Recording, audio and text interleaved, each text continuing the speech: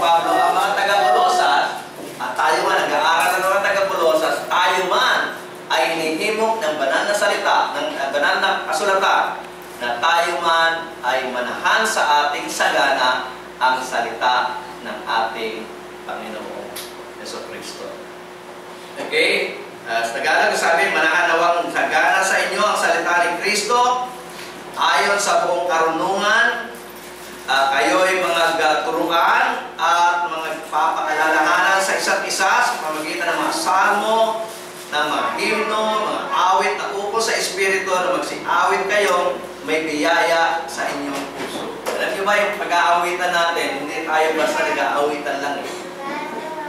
Kaya hindi tayo basta umaawit lang ng kung ano-ano mga awitin. Kaya siniselect natin awitin sa ating pong pananambahan ay yung biblikal, na maka-Biblia. Kaya hindi lahat po ng religious song o anumang mga song na compose dito sa mundong ito ay pwede nating awitin na makapagtuturo sa atin ng tama. May mga may mga kanta na kapag narinig natin na brainwash tayo sa maling doktrina. O kagaya nun, ikaw lamang ang aking ibigin, magpakailanman. Yung pong awit na yun, ang gandang pakinggan. Pero ang awit na yun ay mali. Kapagkat hindi po itinuturo ng banal na kasulatan, isa lamang ang iyong iibigin. Ang gusto ng banal na kasulatan, ibigin mo ang lahat ng tao at ibigin mo ang Diyos. At meron pang ibang mga kanta, sinasamba kita, higit sa iyong akala, iniibig lang kita. Okay, ibigin mo yung tao, pero pag dumating na sa panahon na yung taong iniibig mo ay sinasamba mo na, yung po ay mali na. Hindi na po yung maka-Biblia at hindi na po ito makatotohanan. Kaya sa ating pag-aawitan, pagpili natin ng mga salmo, umaawit tayo ng mga awiting para sa Diyos na ang awiting ito ay hindi lumalabag sa doktrina ng Diyos. Okay? Sapagkat sa ating pag-aawitan ay nagtuturoan din naman po tayo. Hindi basta umaawit lang tayo, kundi ninanamnam po natin ang mga lyrics nito upang ito'y pumasok sa ating mga isip at mga puso at masa ikabuhayan natin.